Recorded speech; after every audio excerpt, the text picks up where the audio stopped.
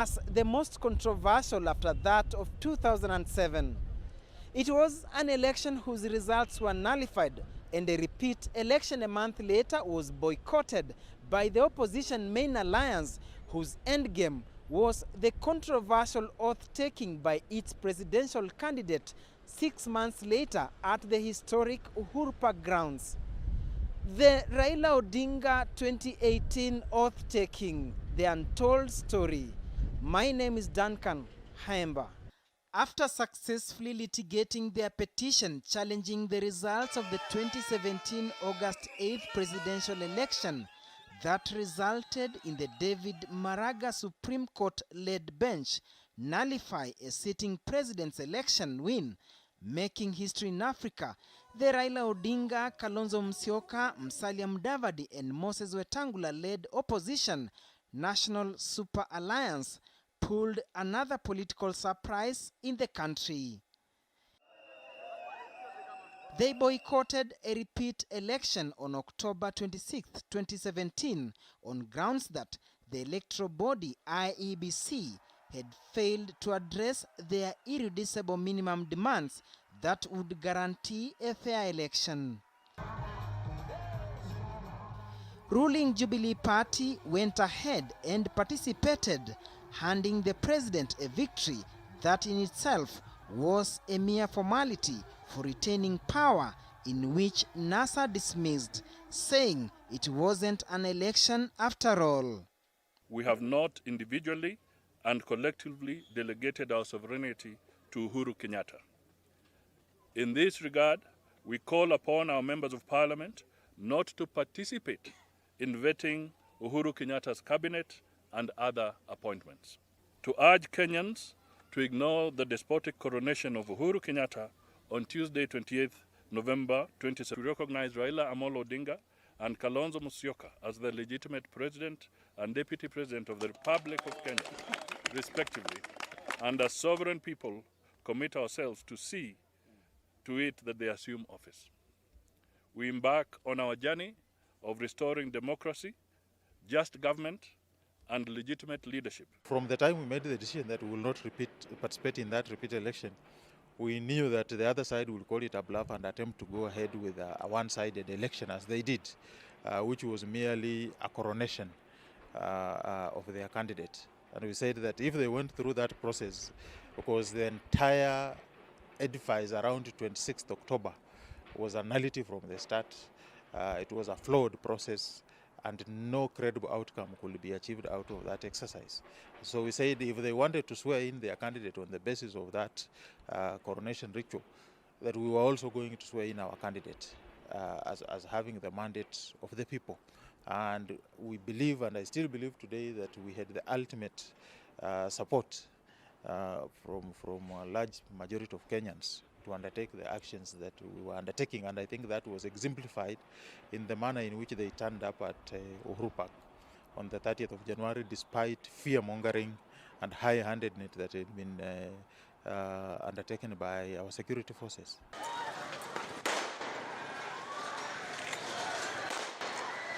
The National Super Alliance called for countrywide civil disobedience through its National Resistance Movement, NRM.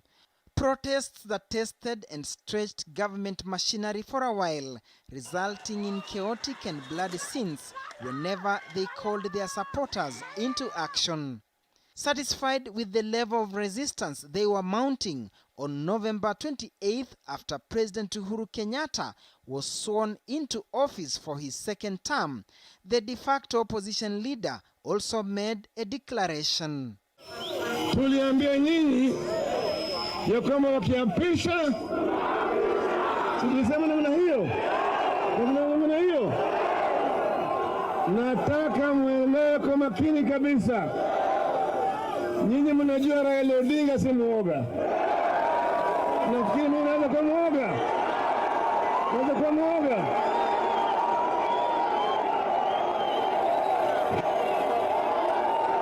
Sawa.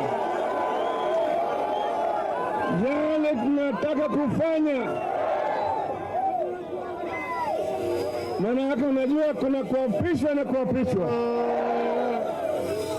Hapa hapa Uganda, bwana naita bwana Besigye aliapishwa kama rais. Hakuapishwa, sio? Wiki jana kule Zimbabwe bwana Mnangagwa waliapishwa, hakuapishwa. Basi tutaapisha.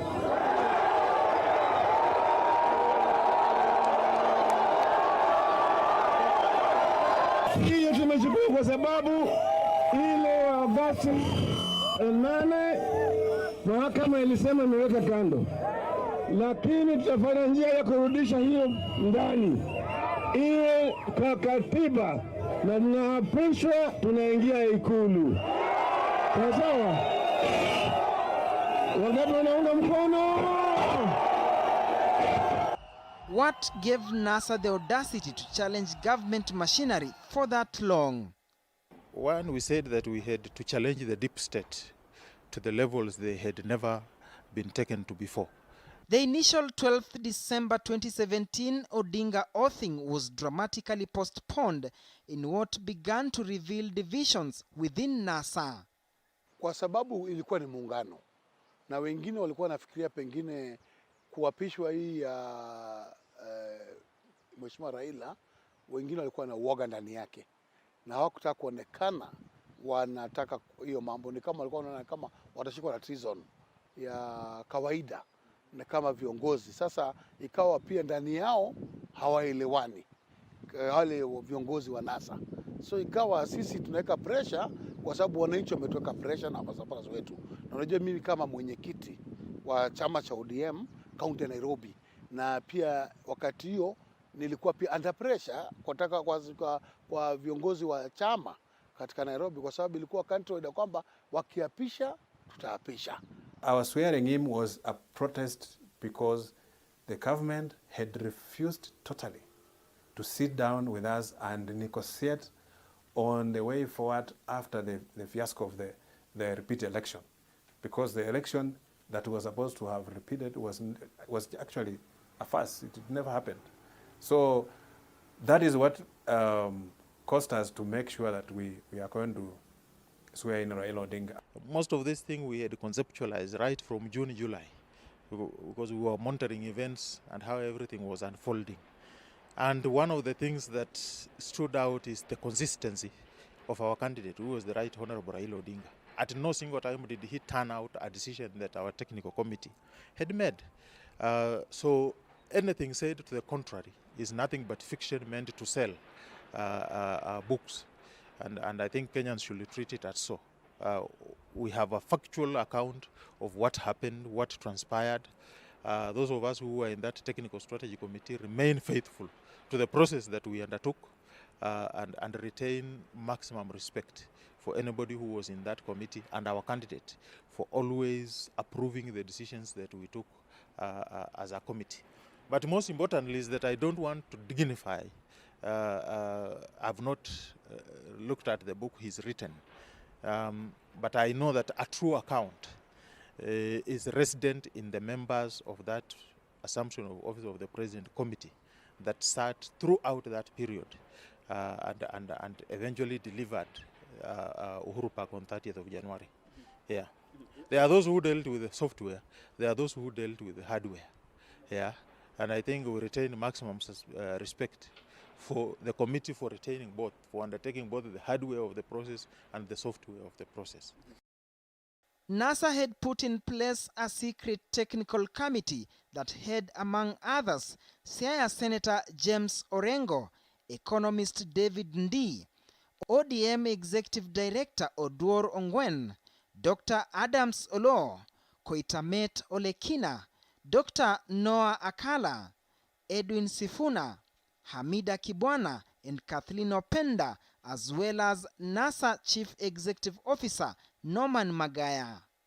Tuesday, January 30th, 2018 was set as the D-Day for the oath-taking for Odinga and Kalonzo as People's President and Deputy President, respectively. The venue would be Uhuru Park or wherever else they would gain access had the event been blocked at Uhuru Park.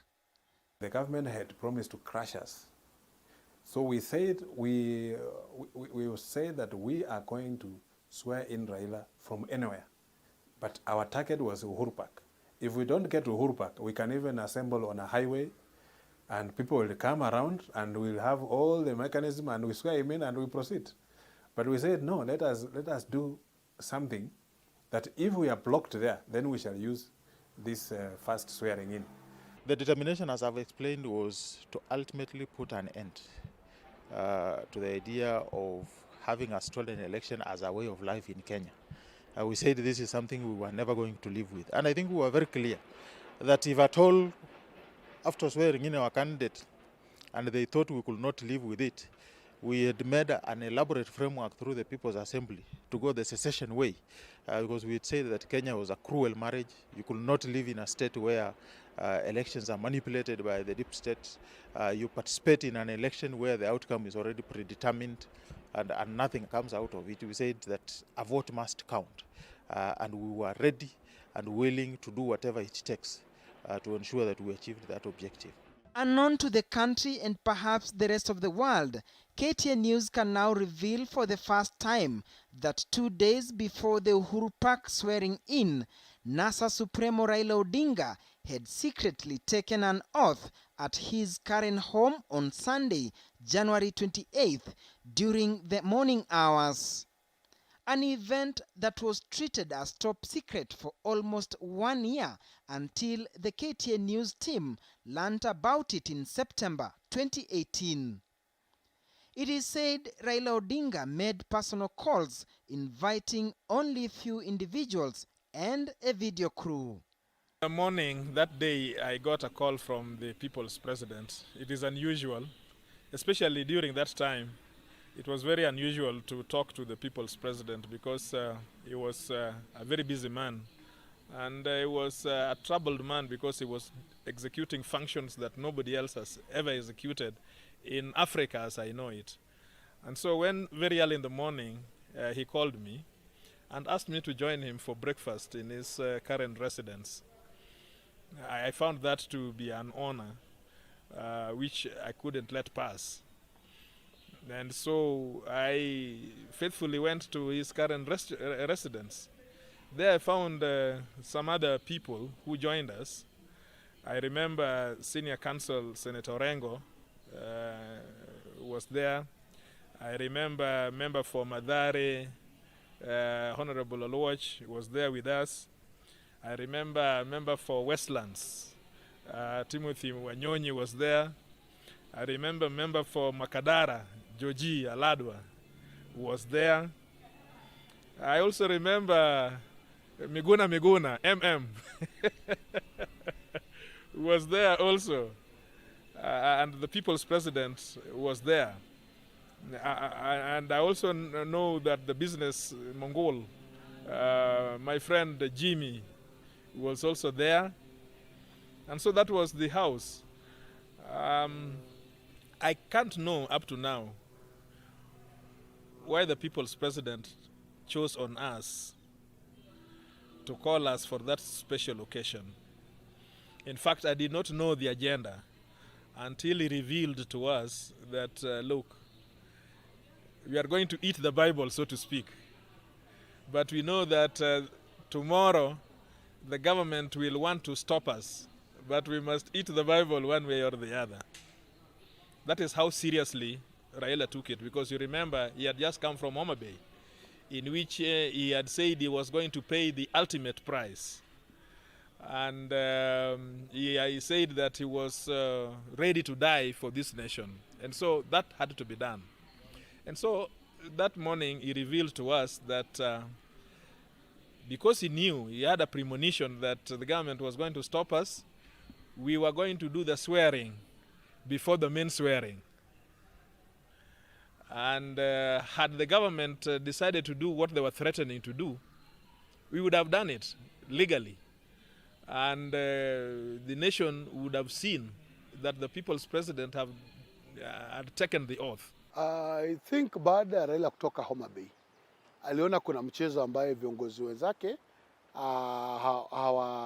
hawako tayari kuapishwa, na ni kama alisense hawa ni kama wamerudi nyuma ambao umetaja.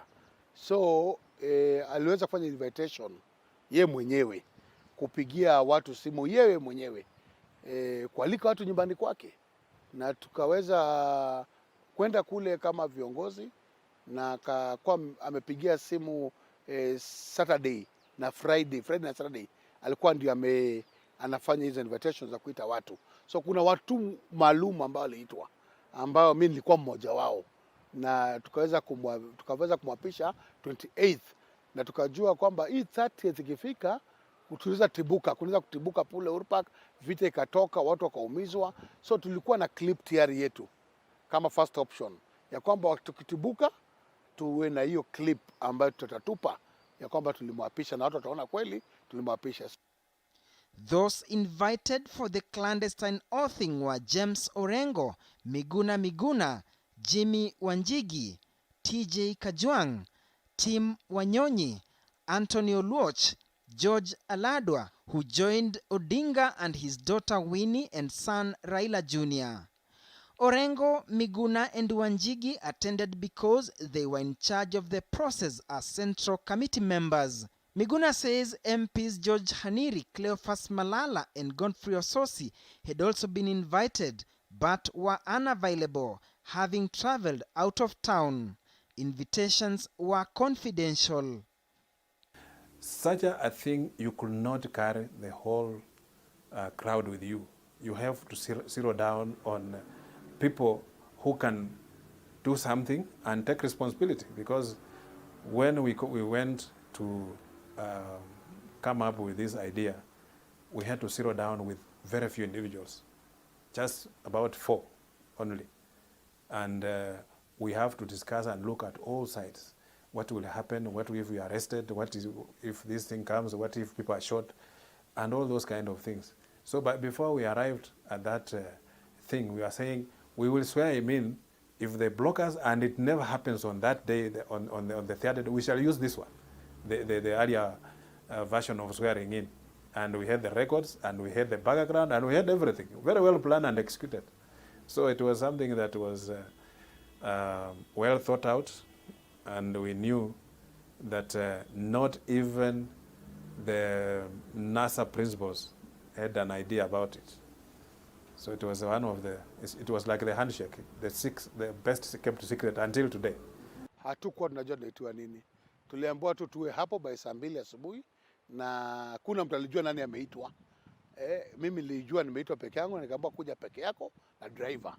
So nilifuata instruction ambazo niliambiwa, na nikaambiwa ndio mwenyekiti wa chama, lazima ukue hapo, na kama kawaida lazima ukue forefront kuona kwamba kiongozi wako ameapishwa. So sikuweza kuona wale viongozi wengine wanasa wakuu. After having breakfast, a 1-hour meeting was held before rehearsals and the oathing conducted, an exercise that began at 10 a.m. Raila Odinga. Having clandestinely executed their Plan B, they now turned their focus back on Plan A, the Uhuru Park swearing, in what would take place 2 days later. Drafting the oath which Raila Odinga would recite was also a bone of contention. Young Turks within NASA wanted him to take the oath as prescribed in the law, even though the government had warned that doing so would be tantamount to treason. Then there are those who were opposed to the idea. I think we had debate, and the majority of us took the view that we will follow what is prescribed in law under the assumption of the Office of the President Act and what is set out in the 2010 Constitution. Ultimately, our senior guided that they will need, since we were swearing in a people's president, that we were exercising our sovereign power as set out in Article 1 of the Constitution, that we had to do alterations on the oath to accord with the kind of power that we were exercising, which was the sovereign power, where people are exercising their power directly. And that is how we arrived at the oath that was taken out on the 30th of January.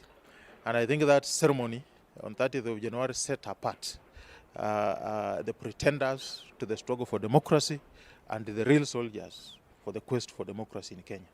Yeah. Last document, of course, we sat together and crafted it. But the end result, it had to go to other people. We had consultants who had even to look into it. And we had a team of constitutional lawyers who are also trying to look and even look at other areas, other jurisdictions. Has something like this ever happened anywhere? Or we are going to be the first? And then also looking at what if we are stopped? What will happen? Shall we tell Kenyans?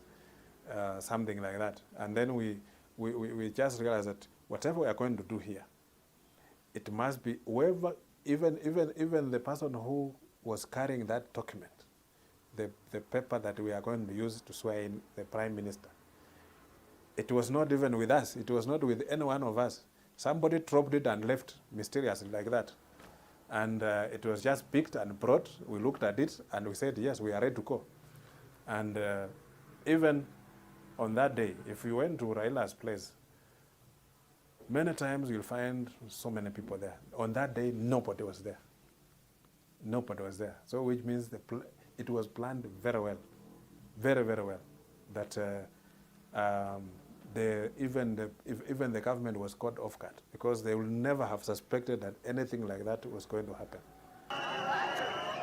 30th, 2018, it was D-Day for Raila Odinga. The government had threatened to bar entrance into Uhuru Park. The unrelenting NASA had vowed to defy. All eyes were on Kenya.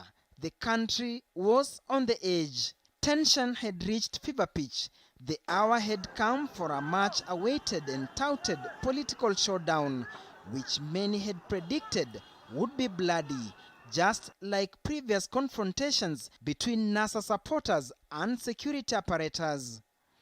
Then the unexpected happened. Police who had taken vantage positions in the capital to confront and combat NASA supporters were withdrawn, a move that caught everyone, including NASA, by surprise.